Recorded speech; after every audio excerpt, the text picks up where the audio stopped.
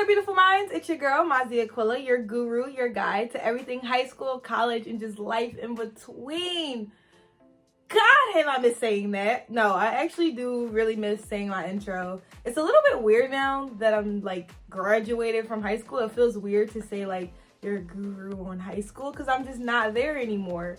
But trust me, I still have a lot of tips and tricks up my sleeve that I will be sharing with y'all over the course of this channel. So, nonetheless, it still applies.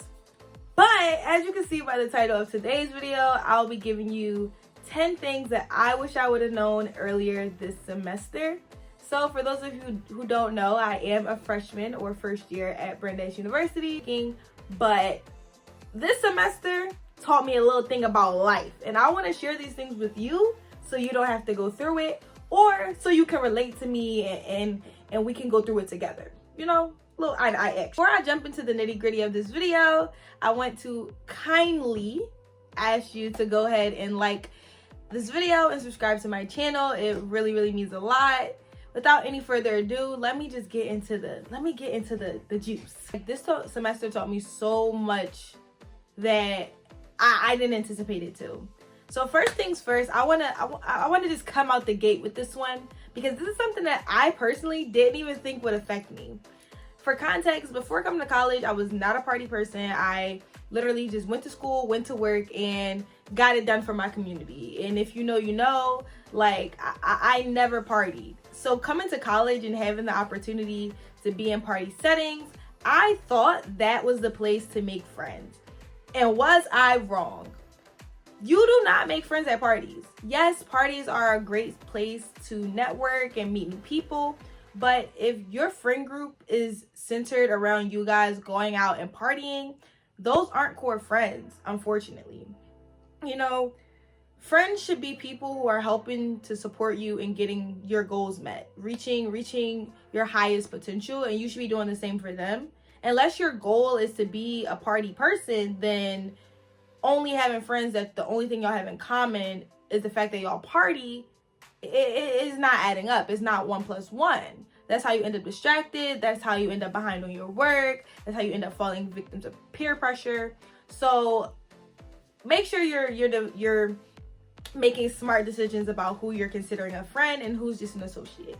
Obviously, go to parties, have fun, be safe, but also don't center your friendship around parties because that's not, it just don't give what it's supposed to give. Number 2, boundaries need to be more than just set. They need to be followed. Because one thing about it, everyone is going to tell you how important it is to set boundaries with yourself, with your friends. But you got to see it through, my boy. Like, I'm a victim of this. I am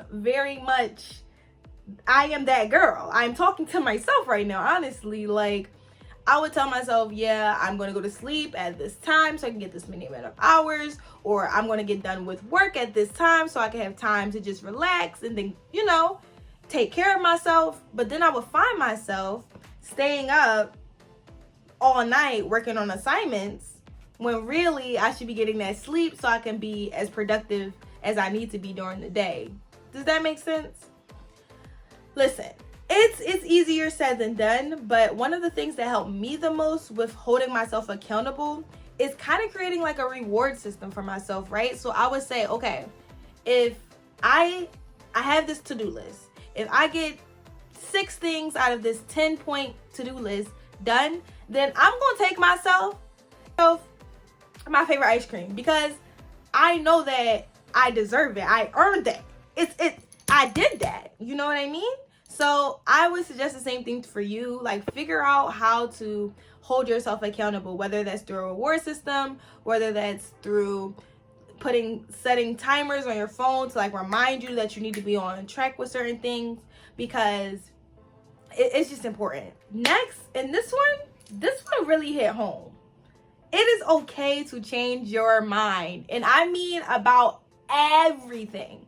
One thing about it, I was the type of person in high school, I thought I had it all figured out. I knew exactly what school I wanted to go to, what I wanted to major in, what programs I wanted to do, and ultimately what career I want to go into. I knew what type of people I liked. I knew what my opinions were on pretty much every like major topic that there is. I got here and I met new people, changed my perspective on things. I met different types of personalities that I didn't even know existed, so I had to expand my mind to be open to them. I thought that I wanted to major in just environmental studies and business. I took one econ class and was like, I don't want to work. I cannot do business. I can't. It's not me. Be open. It's okay to change your mind. The only person who judgment matters is your own, because at the end of the day, that tuition is coming out of your pocket. Or if it's not coming out of your pocket, even if you want a good little financial aid package, it's coming out of somebody's pockets, and you want to put that money to good use. So don't just follow a path that you set for yourself when you were 16, 17, 15, 14, however old. Like, allow yourself the flexibility to go other places and try new things. Along the same lines as the last point, there are so many opportunities for you while in college. A closed mouth shall not get fed. Listen, you do not know what's out there until you ask. So, and even if you don't find exactly what you're looking for, I guarantee you will find something similar that will satisfy your interest.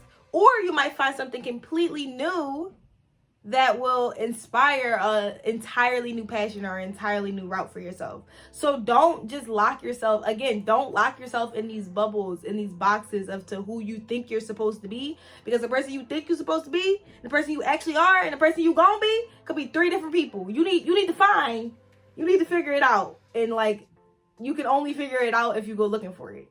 This next one kind of switches gears a little bit, but high-key, it's a necessary tip nonetheless. Those dining points or meal points, whatever your school considers it, you know, that money that don't really feel like money.